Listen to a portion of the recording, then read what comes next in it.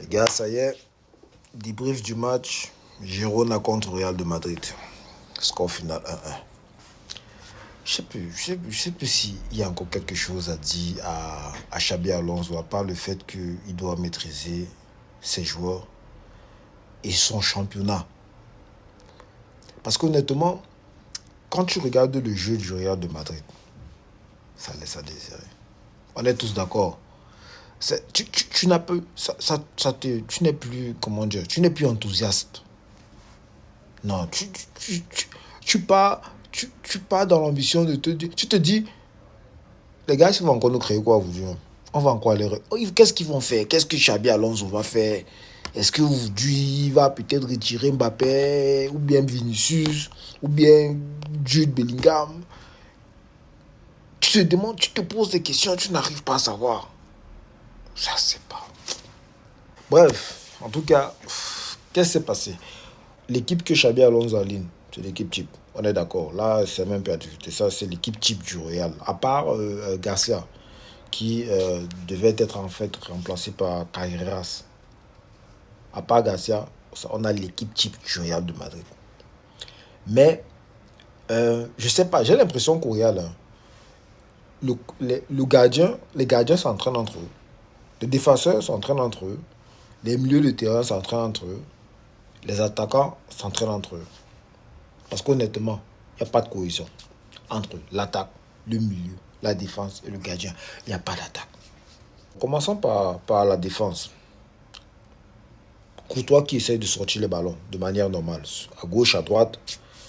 Trent, je sais pas. Je sais pas. Je connais pas la raison pour laquelle on a acheté Trent. Je sais pas. La seule chose que je reconnais en ce joueur, c'est qu'il a une belle patte. Dans les ballons, les longs ballons centrés, les coups francs, etc. Il est très bon. À part ça, je ne sais pas pourquoi. Je ne sais pas à quoi il nous sert. Trent ne joue pas sur ce côté-là. On le laisse là-bas. Lorsqu'on a ligne 1, 3, 5, 2, oui, Trent peut peut-être jouer de manière offensive. Mais sinon, il ne sert à rien. Jusqu'au jour où on aura un avant-centre de métier qui sait jouer de la tête et qui est toujours dans la surface de réparation. Ok, Trent aura son rôle.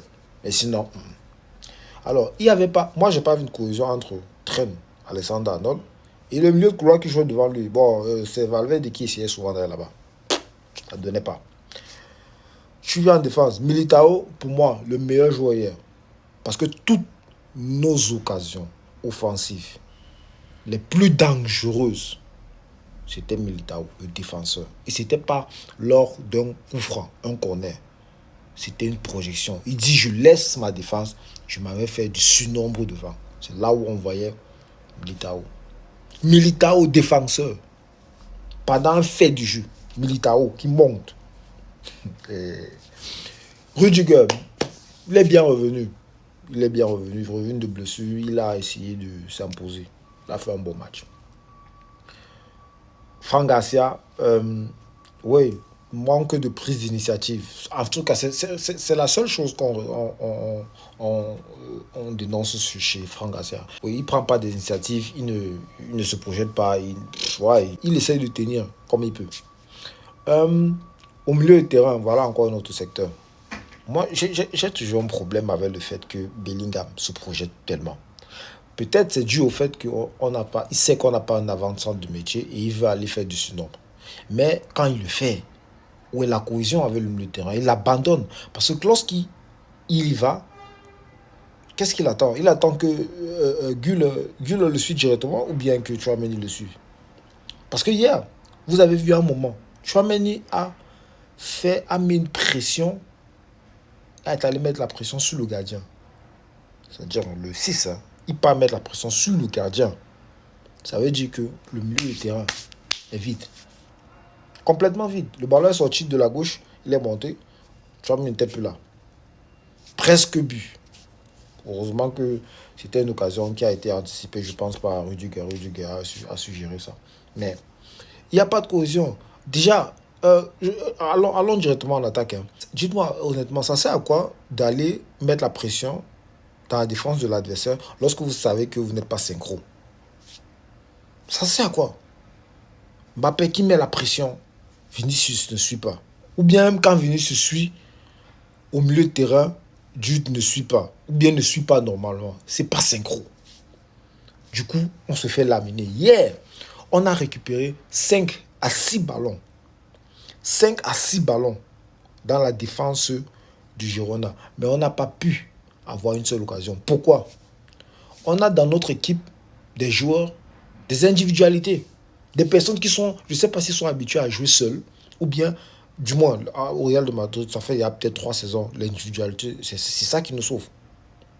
On a récupéré près de 5 à 6 ballons. On n'a pas pu créer une occasion. Pourquoi? Parce que ça garde, c'est calé dans les pieds des joueurs.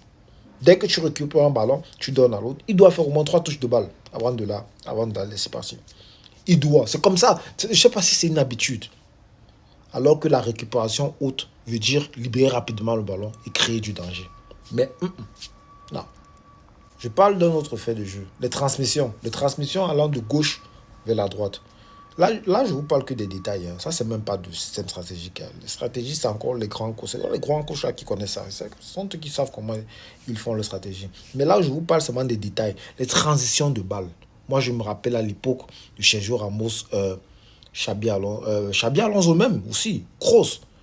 Attendez, pour que le ballon quitte d'un côté pour un autre avec Marcelo, c'était une traversale. C'était un long ballon. Ça allait rapidement. Sergio Ramos faisait une traversale à demi-hauteur pour Cavaral, un appel sur le côté. Donc un défenseur qui fait une traversale à demi-hauteur pour un latéral qui a fait l'appel. Ça n'existe plus au Real.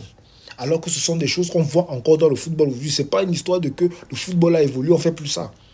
On voit ça encore, mais on n'a pas de joueurs capables de faire ça.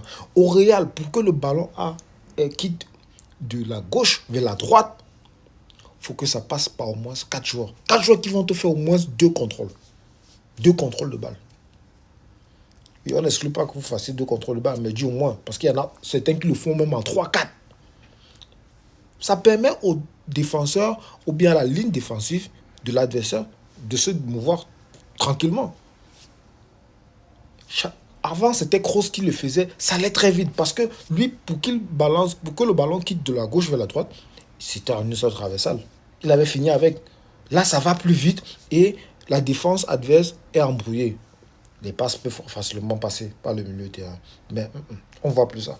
Le système du Real laisse à désirer.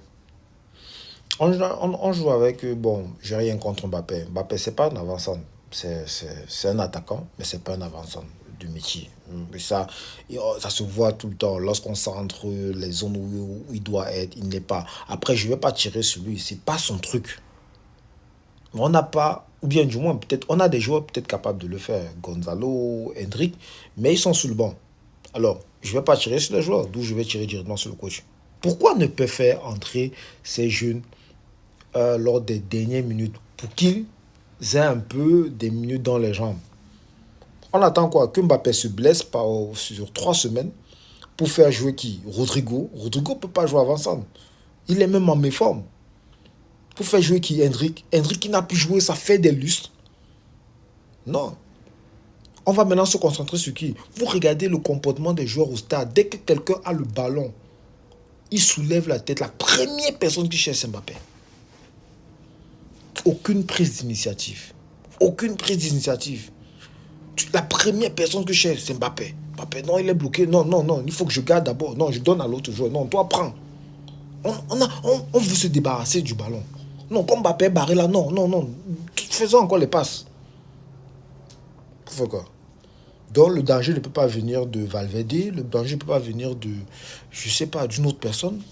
De Carreras. Une équipe normale où le premier meilleur buteur a 20 buts, le deuxième en a que 3, 4, l'adversaire dit ça directement qu'il faut barrer. 3 jeux sur lui et puis c'est fini. Sincèrement, c'est même pas à discuter. Pourtant, quand tu sais que le danger peut venir de partout, hein, tu seras au travail. Tout le monde, à tes yeux, est dangereux. Exemple, regardez un club comme Chelsea. À partir du milieu de terrain, en allant vers les avant-centres. Qui n'est pas dangereux dans cette équipe? Même les latéraux sont dangereux. Même les latéraux. Mais on a une équipe où il faut barrer Vini, il faut barrer Mbappé. Le reste là, c'est pas important. Ne les gérer même pas. Bon, peut-être pendant les dernières minutes, commencer un peu à barrer un peu du Bellingham. Parce que les deux autres sont déjà cuits. Là, c'est pas sérieux. On ne va qu'accuser une seule personne, le coach. C'est le coach. Parce qu'il doit instaurer cela dans la tête des joueurs. Et s'il n'est pas capable de le faire, comme je le dis d'habitude, ça veut dire qu'il n'a pas encore la même mise sur ses joueurs. C'est une réalité, c'est un fait, c'est factuel. On ne discute pas là-dessus. Alors, le dernier point sur lequel j'aimerais attirer votre attention, c'est nos stratégies de jeu lorsque nous sommes en difficulté. Lors de notre dernier match, vous avez bien constaté que lorsque nous étions en difficulté, c'est-à-dire Mbappé ou Vinicius, ça ne donnait pas, ils étaient tous fermés. Il fallait donc qu'on ait un avant-centre métier qui sera là, qui pourra jouer de la tête, réceptionner les ballons. Alors, hier contre Girona, il a remarqué, il a fait entrer Gonzalo, je pense, c'était à la 88e de minute comme ça là. Donc il a donné, il a donné 6 minutes à Gonzalo pour qu'un miracle arrive. Bon, ça pourrait arriver. Mais il retire maintenant la personne qui sait bien faire les centres. Je me suis mis, j'ai tellement ri. Même dans Fonseca, le commentateur, il était étonné. Il a dit la même chose que moi. Comment tu peux retirer ton meilleur centreur et puis tu mets un joueur qui joue de la tête? Tu fais ça comment? Bon, elle a dit oui, Rodrigo c'est aussi entraîneur. Oui, Mbappé c'est aussi entraîneur. Vinicius c'est aussi entraîneur. Mais au départ, avant de s'entraîner, ce sont dans des personnes qui aiment d'abord dribbler, qui aiment d'abord le face-à-face. Les trois joueurs. Et c'est comme ça lors de nos matchs. Lorsqu'on est mort, Mbappé est mort, Vini est mort, pour citer que les deux là, on ne pourra pas mettre une nouvelle stratégie sur pied. Pourquoi? Parce qu'on n'a pas un avant-centre. RIP, Roselou, RIP à toi. Vraiment, tu nous manques. Parce que si on avait un joueur comme lui, on ne devait pas attendre la 80e minute pour changer certaines stratégies de jeu. Mais est-ce que Hendrick ne joue pas comme ça? Est-ce que Gonzalo ne joue pas comme ça? Ils n'ont que besoin de gratter les 10 minutes pendant les matchs pour avoir un peu de confiance. Non, sincèrement, faudrait que notre coach soit comment? Faudrait que notre coach essaye de revoir tout ça. Sinon, la deuxième partie de la saison, ça sera pénible. Ça sera très difficile. Peut-être qu'il faut même qu'on oublie un peu la Liga. Je pense que ça y est. Il faut qu'on oublie la Liga petit à petit. Parce que comme ça, on ne peut pas avancer. On ne peut pas avancer avec ça. On ne peut pas avancer avec cette mentalité. On ne peut pas avancer avec ce total, cette incompétence. Parce qu'on est tellement nul. Et ça devait arriver. Ça devait arriver. La finale de la Champions League qu'on remporte contre Liverpool montrait déjà nos failles. Ça montrait déjà qu'on devait arriver à ce niveau-là. En plus, on l'a encore remporté contre Dortmund après. C'était pas des chances. Hein. Il faut pas dire que c'était la chance. Pour arriver aussi en finale, c'est pas quelque chose d'évident. Mais sauf que la manière dont on remportait nos finales nous montrait que ça allait cuire à un moment. Et voilà, on en arrive. Et il n'y a pas... Moi, je ne tire même pas forcément sur les joueurs. Hein. Je tire sur deux personnes, le coach et l'administration. Ouais, un changement de génération qui n'a pas été bien préparé. Voilà. Donc, en tout cas, c'était tout pour moi. Portez-vous bien. On verra la semaine prochaine. Je pense qu'on a Bilbao. On joue à la maison contre Bilbao. Mais avant ça, d'abord en Champions League, on va jouer contre Manchester City. On verra ce que ça va donner. Donc, portez-vous bien et prenez soin de vous. Bye.